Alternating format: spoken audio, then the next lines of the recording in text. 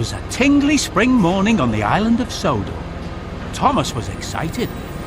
The Fat Controller had sent him to pick up a new special from Jenny Packard.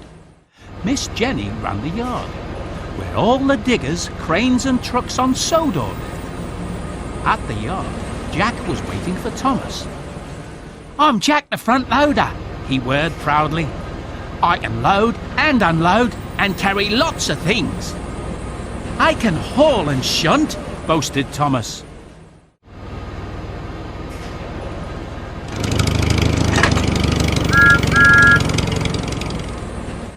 Thomas and Jack set off for the quarry. "Is this your first job at the quarry?" called Thomas. "It's my first job on the island," Jack called back. "I can't wait to get to work."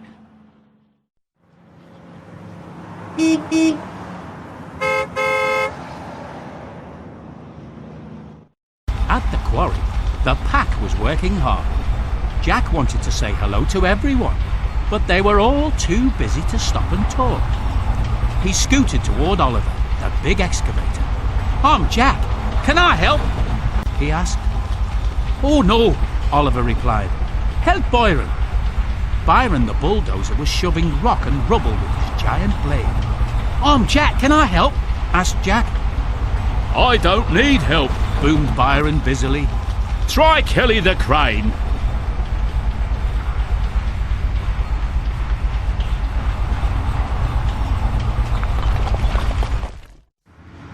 "I'm Jack," Jack whirred, rushing up to Kelly the crane. "Watch out for my paint," snapped the car.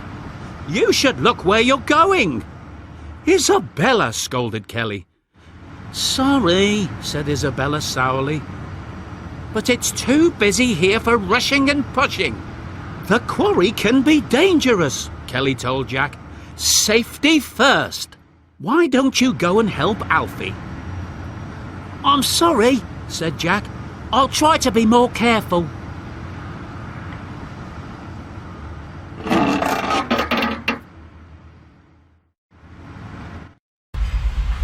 Jack found Alfie the excavator digging a big hole. "I'm Jack," he said. "Can I help you with your work?" Alfie gave him a big smile. "More help means more dirt. More dirt means more fun. I'm Alfie," he replied. Jack and Alfie were soon working hard and having lots of fun. But Jack was worried that the other machines didn't like him. He wished he could really be part of the pack.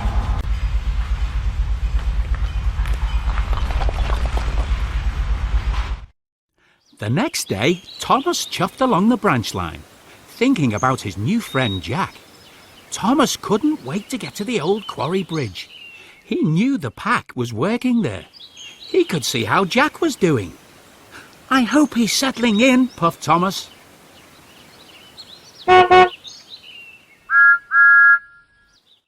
At the bridge, Jack and Alfie were loading the dump truck Monty. Dust and dirt were flying everywhere. Work had never been such fun. Jack felt very proud. He had tried hard and been very careful. He hoped the pack would see what a good worker he was, and Miss Jenny would let him stay. Later that day, Ned the steam shovel was moving under the bridge. "I must be careful that my crane arm doesn't hit the bridge," he said to himself. But Ned hadn't lowered his tall crane arm far enough.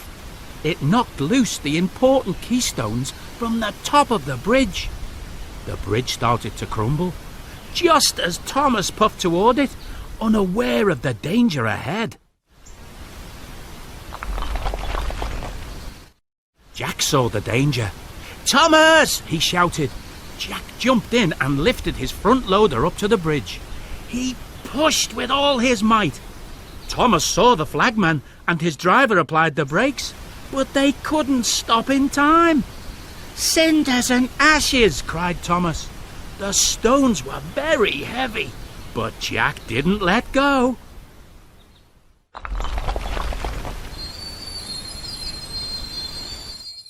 Thomas crossed the bridge safely and whooshed to a halt. "Hold on, Jack!" called Kelly, and he rushed to help. But Jack couldn't hold on any longer. The bridge came tumbling down. "Are you all right, Jack?" asked Kelly. "I think so," he replied, but his arms were badly bent. Thomas took Jack back to the yard. Jack was afraid that Miss Jenny would be cross with him. He had jumped in without thinking about safety and damaged his arms. But Miss Jenny was pleased. "Well done, Jack," she said. "You go off to the fitters tomorrow. The pack can't have a front loader with bent arms." "You mean I can stay?" whirred Jack. "You're part of the crew," Miss Jenny grinned.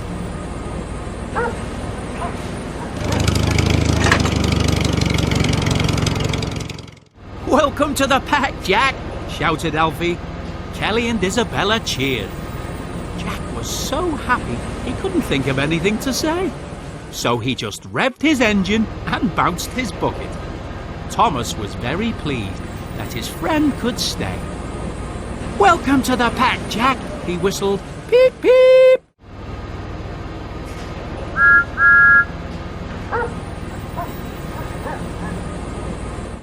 The end.